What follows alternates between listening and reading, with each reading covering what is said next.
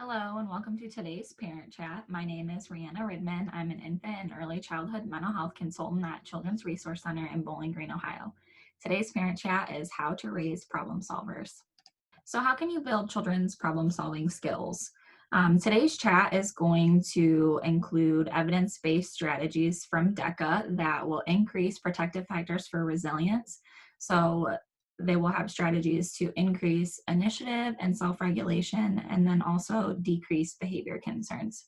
So the first of these evidence-based strategies is using problem-solving visuals. And the problem-solving visual that I would suggest to use either in your home or in a classroom would be the problem-solving process. It's really important to post the problem-solving process at children's eye level so that they can see it and they can refer to that either in the classroom or at home when they have a problem and they are trying to solve it on their own. So the problem solving process is 4 steps. The first step is to identify the problem. The second step is think of solutions. The third step is to try it out. And then the fourth step is to evaluate. Did it work? Maybe it didn't work. So then you try again. And then you go back to what the problem was. You think of, maybe you can use a different solution. And then you try that one out. And then again, you go through the problem solving process as many times as it takes to figure out what the best solution is.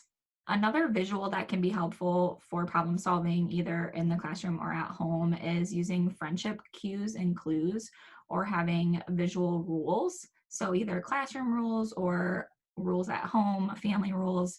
They give children a visual of what it is, the behavior that you expect of them. So maybe the behavior in the classroom, you want children to play together. If they do have a problem, maybe you want them to tell a friend to please stop. If your classroom rules are to have gentle touches or helping hands, we want to keep our hands and feet to ourselves.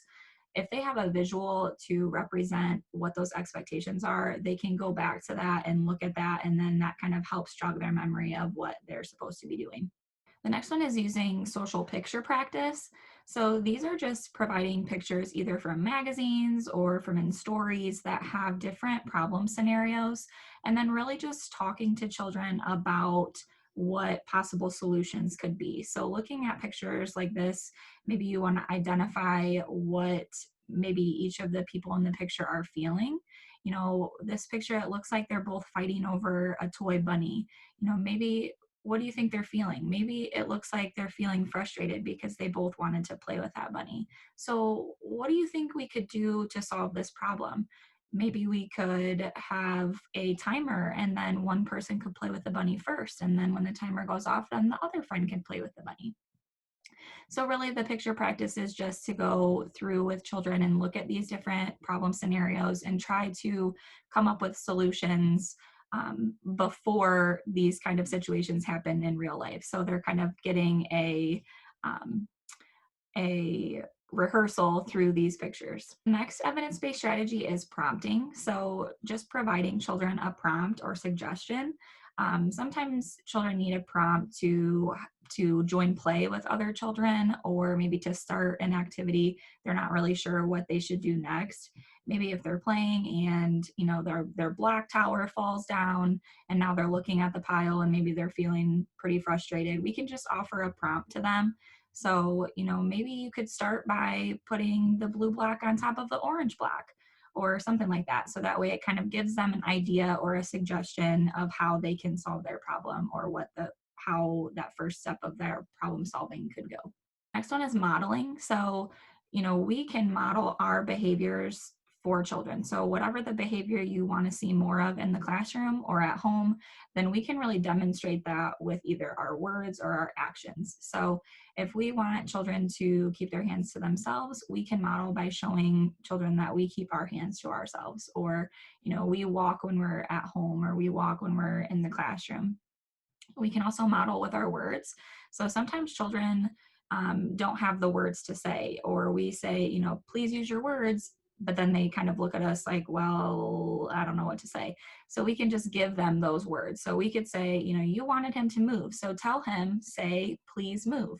So that way they just have those words already and then they can just repeat that. And this will help them so the next time they come into a situation that's similar, they can kind of recall that or remember, oh yeah, Miss Rihanna said, say, please move. So then they're able to do that.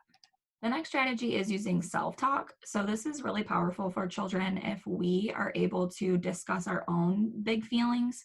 So if we're able to, say our strong feelings out loud and then offer what we do to help self-regulate, then children can learn from that. This is another kind of form of modeling. So we're modeling our own self-regulation skills by, having this positive self-talk. So if I am feeling really frustrated, maybe something isn't going the way that I had planned it, I really can't get this cap off of this marker. Man, this is really frustrating to me, but I know I can handle it. I'm going to take a deep breath and relax a minute, and then I'll try again.